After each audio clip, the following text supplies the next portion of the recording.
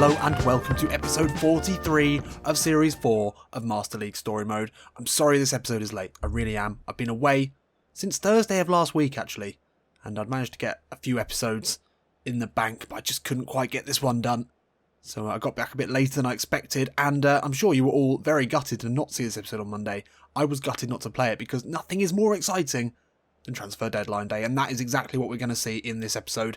We've got one game ahead of the transfer deadline day that we need to play, and we've got a lot of negotiations to look at, so let's go and get straight into that. So first off, in the last episode we had a look at two exciting attacking midfield talents that with Emre Moore going up to 78 we can now sign either one of them. It was a choice between the experience of Hatem Ben Arfa or the raw pace and potential of Charlie Masunda from Chelsea. The patrons voted on this decision, and with 85%, a fairly significant portion of the patrons voting for Charlie Masunda, he will be our next attacking midfield signing. Potentially a Wellington Nem replacement long term. I don't know. Have to see how he gets on. Ben Arfa, I mean, I was excited by him, but as many people pointed out, 7 million salary is just too much. It's absolutely ridiculous. So we're going to end that negotiation right there. We are working on a Mitrovic deal at the moment. It's going to be interesting to see whether we go for him or not. Sibachu, we still have him as an option. We've got an eye on Mounier in January, but for now it would be good to have a backup target man alongside Jan Karamo, so one of those two could well go down. But as our probably fifth, maybe sixth signing of the window, it's going to be Charlie Masunda. 22 million is a significant amount of money, and that is going to be by far and away, I believe, our biggest salary. But I think he's worth investing in for the future, so here we go, bring him in. Lovely, and we're down to now only 63 million transfer budget. Still got 6.5 million in the salary, but that's, if we keep signing players with big salaries like that, then there's only so many of them left. So before we get moving, we do have to have another quick look at a couple of positions, see if there's anything there. So first of all, I do want to still look for that Encham replacement. Obviously, as we know, it has to be French. That's the one region we can guarantee we can look at. Max 78 rating, and I would like a good passer. I think that's quite an important thing for a reserve central midfielder. We want someone who can come on and spray balls around. So I want 80 minimum on both passing stats, which could be hard to find. This could be a loan signing as well. There's only two within our boundary. One of them is Clement Grenier. Oh, interesting. I'm going to take a punt on a loan on Grenier. Oh, we can't do it yet. But I'm going to put him on the list. Take a look at that next time. Johan Gorkuf would be the other one. It'd be interesting as well. Both of them experience. I suppose that's what you get. What Grenier would offer us is a great threat from free kicks, which we don't have at all. He's not a player you'd want to start, but to bring on as an option would be quite exciting. So we'll keep him in mind. So with all the negotiations filled up, let's keep moving. Let's see what we can do before transfer deadline day arrives. So Mitrovic is back. We're going to have a look and see how much he might cost us. And Masunda joins up with the squad. A very, very exciting signing there. Really highly rated youngster from Belgium. Hasn't quite made it at Chelsea, as many Chelsea youngers have experienced. Not an easy place to make your name. Okay, interesting. I mean, Mitrovic wants 3.2 million salary, and I think that's going to be too much. That's really going to push us salary-wise. We'll take a look and see if we negotiate anything off this salary. We might be able to. We can give him a massive goal bonus. And actually, we can give him a pretty big appearance bonus as well, seeing as he'll rarely play. So we might be able to get that down to 2 million. We'll give him a win bonus as well. Yeah, that should do the trick. Take that transfer fee down a little bit. 2.2 million would make him a little bit more palatable, so we'll try that. We've still got Sibachu as an option. But Mitrovic is ready to go, isn't he? He's 25 years old. He can come on, he can score goals. Sibachu needs a bit of improving, and with Jan Karamo first choice, we may not have a chance to do that with him. So taking a look at him now, Grenier's down now to 0 chances of signing, which is disappointing. We do have Ait Ben Asser as an option. Not sure if I want to sign him, but I'd be quite happy with a year loan with an option to sign. And we do want to go back and put another bid on Pierre Gabriel from St Etienne. Really exciting young right back. Great understudy for Alcibiades, so that's a good option there. So with nothing happening transfer-wise, it looks like it may well go down to deadline day to make any further signings. We can get into the first and possibly only game of this episode because I'm very pushed for time. But it's going to be Stade Rennais, and it's our first home game of the season after what has been a blistering start. And, that's not ideal, though. Looks like we could see some home debuts here as Karamo on a downward arrow. This is where either Mitrovic or someone else could really come in handy. I think we're going to have Berahino lead the line here, which isn't ideal. But I'm sure we can do a good job there. But we've got no height at all. That is a very small front three. But there's goals in it, definitely. And Berahino on a blue arrow. He's going to be sure to want to make a big impression in front of the home fans for the first time. And Olivier Ncham on a downward arrow as well. What does that leave us options-wise? Well, Musonda can actually play there. He could start his first game. I think the smarter move might be Toure at defensive mid or Mathew at defensive mid. And then Doolin at central midfield. We've got options here, but again, we are missing that central midfield. That's the one other position that Ike Benassa might be the right signing for. What happens is Doolin in there. And then in Cham, Masawema 87 or 84. Down all the way down to 84. If we bring in Toure, well, I think that's the smart option with Masawema on a sideways arrow. I've got asked in the comments why I leave players on downward arrows on the bench. I don't know, it's force of habit maybe. I can't remember what the exact numbers are, but you do get quite a big effect on the stats from years and years ago, I remember. And since then, I've always done it, so I mean that would be the reason. Up against Stade Rennais, they've got Khazri up front.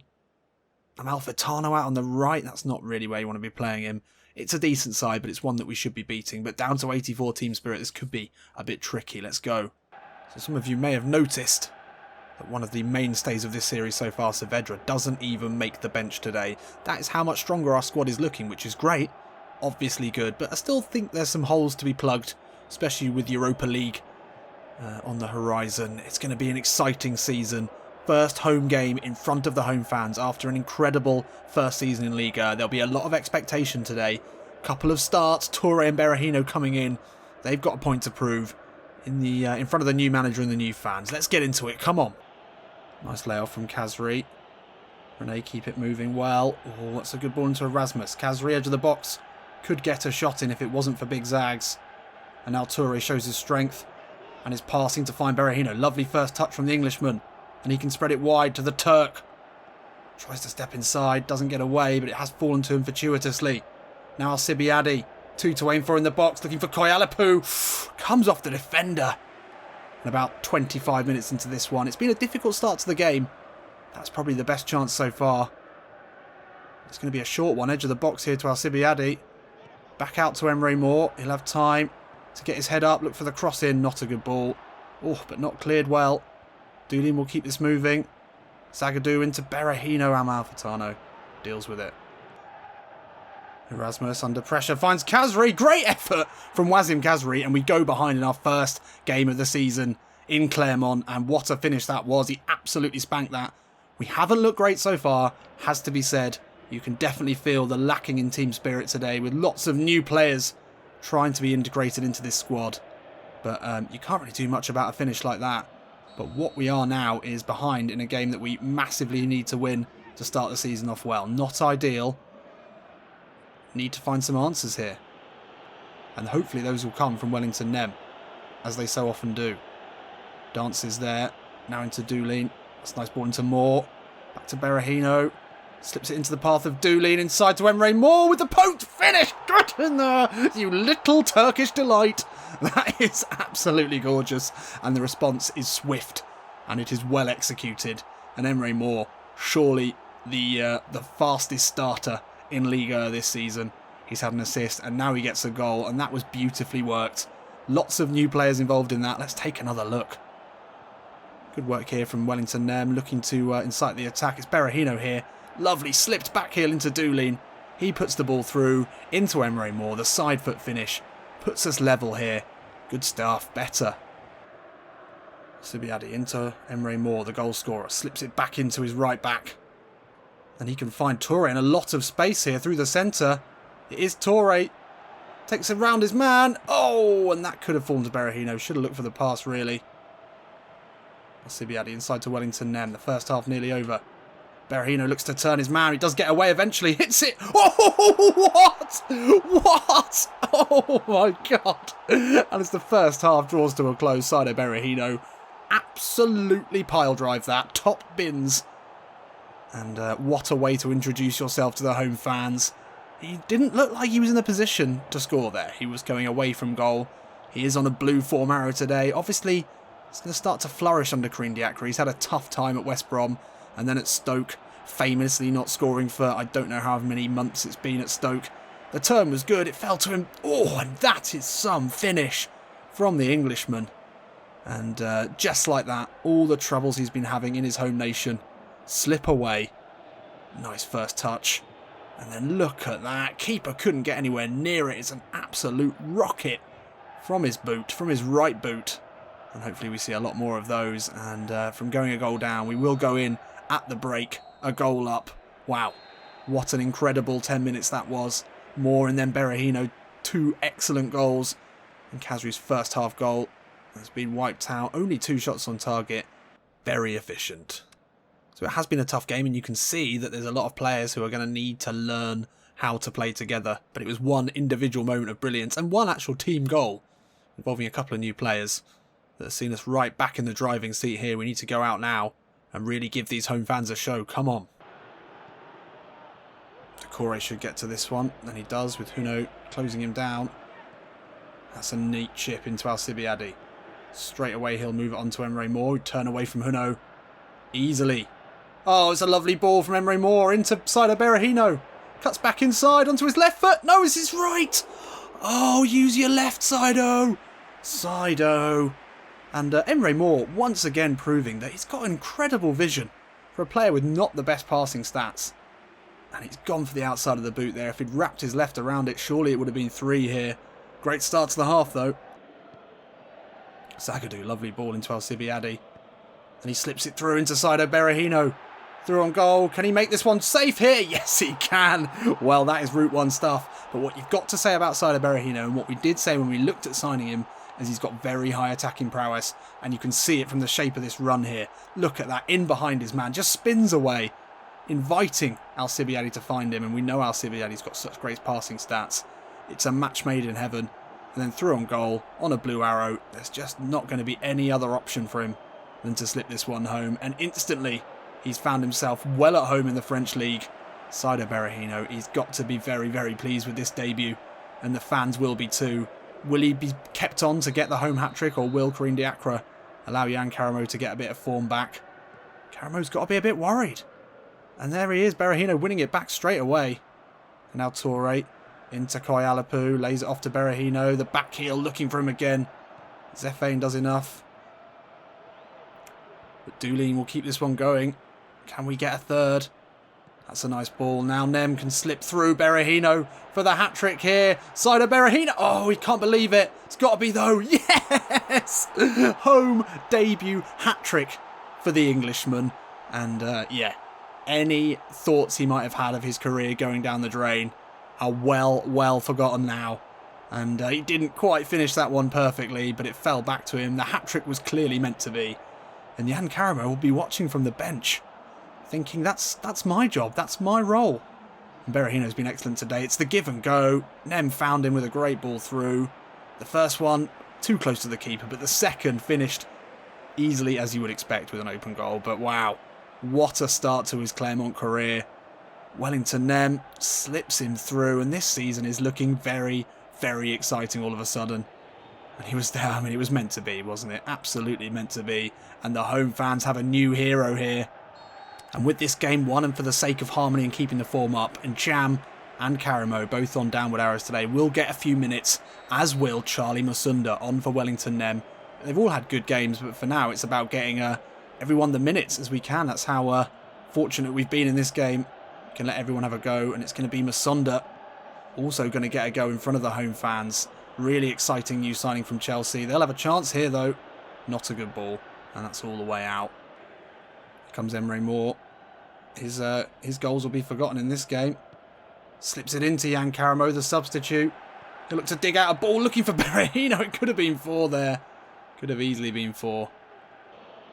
Musunda, good challenge, and now Moore can break. Will there be a 4th here? Moore steps back, finds Musunda. There's a really exciting few players here, and that's a great ball from Charlie Musunda. But it will be full time here, just before we were able to score the 5th. Well, it didn't start well, this game. Really looked like we were in a bit of trouble. Then, yeah, we got back into it, and then there is Saido Berahino taking home the match ball on his home debut. What a start to his Clermont career. And he kisses the ball and rightly so.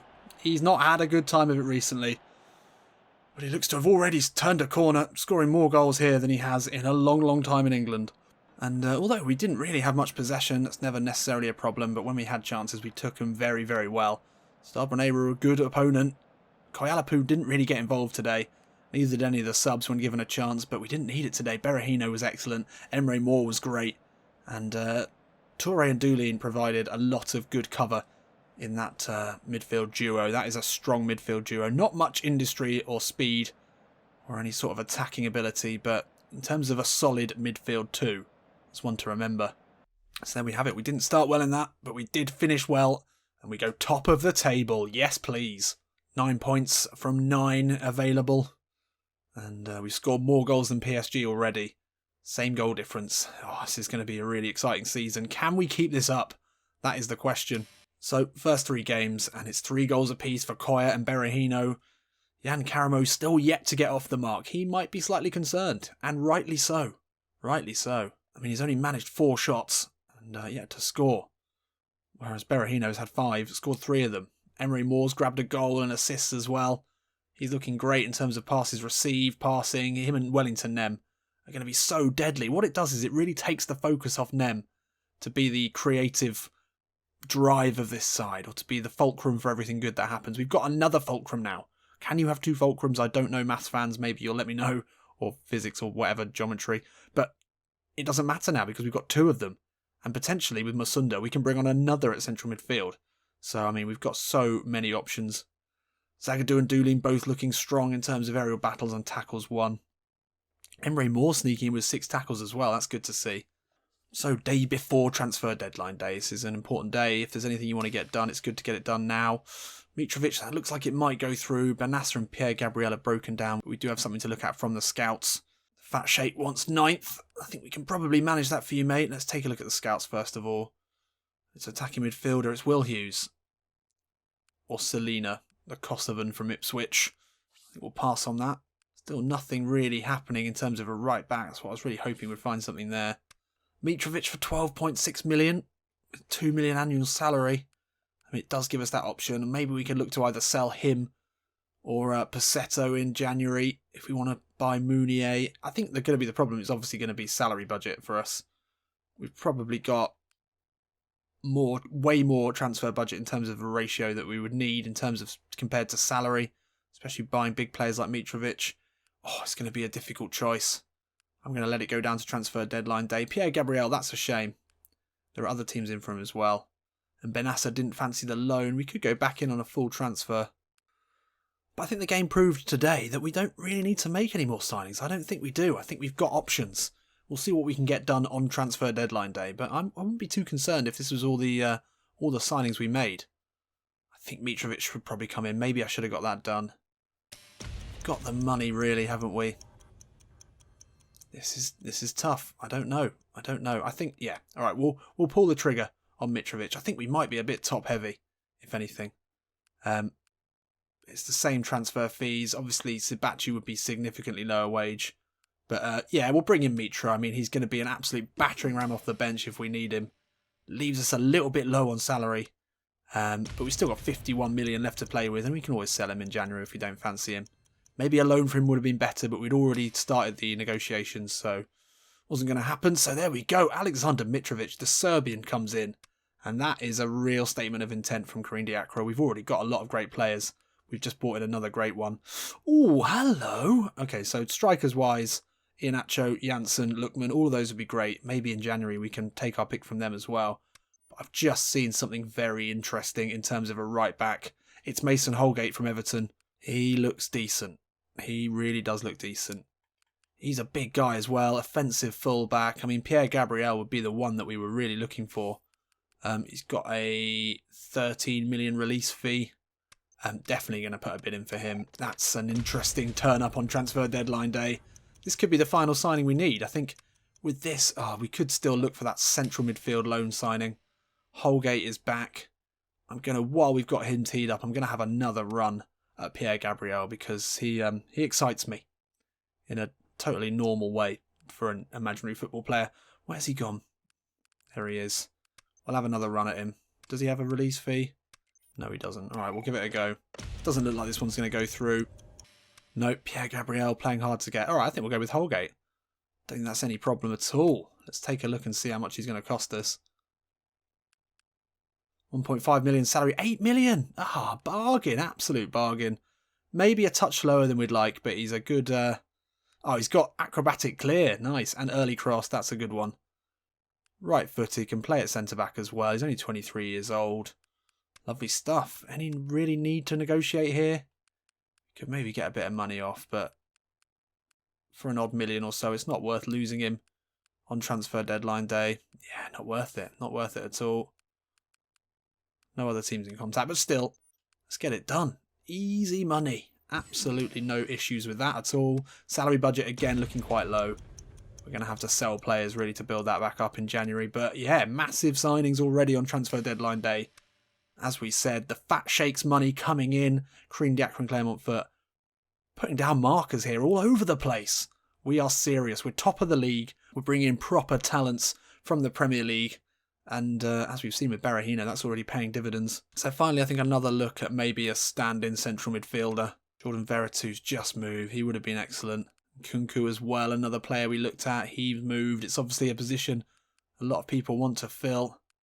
Well, hang on a second. This guy looks pretty decent. I haven't seen this guy. I'm not sure. He's not on our list. Yassine Bourhain, 21 years old. Box-to-box leader. Is he a real player? I think he is real. Massive strength on the ball. He can slam it. 85 finishing. Is this from the same team? Is this the same team that Koyalapu came from? This guy looks like a bit of a find. How did we miss him? He's a good passer as well. He'd be excellent. He's not exactly quick or strong. I think he would be excellent. Can he take a free kick? Not quite. I think we're going to put a bid in for him as well. What are they going to charge us for him? Not very much by the looks of it. All right, we'll give that a go. 5 hours left here. This could be another steal right at the death. No, that's broken down. Oh, that was exciting. Could always give that another go. So we would like someone who can take a free kick. So we'll search just by free kick takers. Oh, Veretout was in there. Of course he was. Valbuena would be excellent. Be good fun to have him in. And another Nortois player who's an absolute beast. I don't understand this. There's something going wrong. There must be some sort of Chamois Nortois fan in the stats side. I can't believe this 22-year-old has got that good at passing. 86 place kicking. 80 kicking power, 89 strength on the ball. This is insane. Who's been doing this? There's someone doing this, and it's not right. It's not real. I can't even sign him. That's just too much. So I think we will have one final proper bid at Ait Benasser. He's a player that we wanted to sign on a full transfer. If it doesn't happen now, it doesn't happen. But if it does, it's clearly meant to be, and we go with it. Oh, it's clearly meant to be. Ait Benasser has come back. I mean, we're probably making more signings now than I would have liked.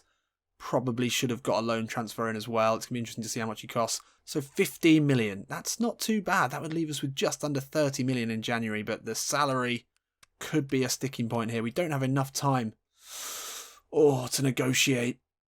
This is a tricky one. I mean, we'd have to sell in January to make the salary budget available to sign Mounier. But with Ait Benasser coming in, we would be... We're completely stacked. We've got a full squad beyond our wildest dreams. Yeah, alright, we'll do it. This goes against... I'm not 100% sure on this. I think we've spent too much. We've not left ourselves with very much money. We've left maybe one signing in January available. But I think we are coming out of this transfer window with an absolutely rammed squad full of incredible talent, ready to take on 3 competitions this season. And I think that's the main thing. And with Mitrovic coming in on deadline day, we get an extra 500,000. So that's quite nice.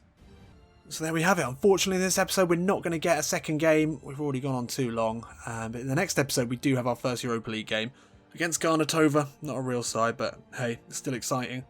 And then we've got Lyon away. So it's going to be a big episode. Can we continue the great form? 3 wins out of 3 so far. Let's quickly, before we go, though, take a look at this new look squad. Oh my God.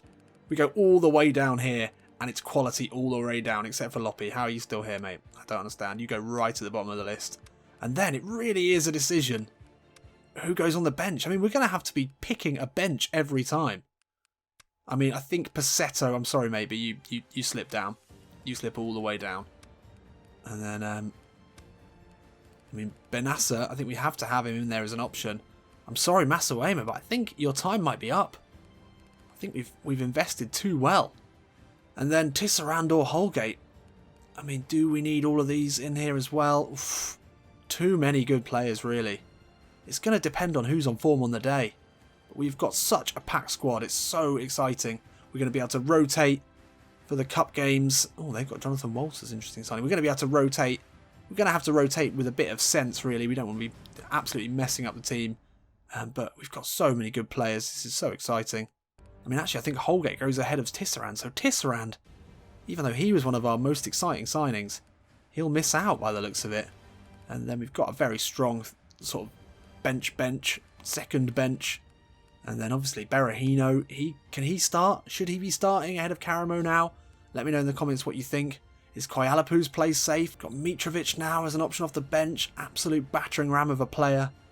Strong, great headering, good finisher. Cafu, will he get a look in? Passetto, surely he needs to go. Surely that's wasted space there. And then, yeah, I mean, Holgate, he could slot in easily ahead of Alcibiade. Only 74 rated as a right back, but still better than Alcibiade. Let's compare them. I mean, physically, Holgate is a better player, and ball winning, all of those defensive attributes. He is a completely different player. Absolutely nailing Alcibiade on anything in terms of defence, but that's never been Alcibiade's game. But again, another good option off the bench. If we need to hold on to games, Holgate will be a great person to bring on, and then Tisserand as well. Oh, very, very exciting. Let me know what you think of the new team. Masunda as well, will he get his chance ahead of Wellington Nem? Let's compare those two. I mean, Nem is bettered in almost every area, except for his passing, which has improved really well, and his attacking prowess, but even when it comes to dribbling and ball control, the areas you'd expect Wellington Nem to be unmatched in this side. Masunda, technically the better player. He's even stronger on the ball. Oh, I mean, he's going to be biting at Wellington Nem's ankles all throughout this season. Very, very exciting. Can't wait for the next episode to play with this side. And I hope you'll join me then. Again, I'm sorry this episode was late, but I hope you think it was worth it. I'll see you in a bit.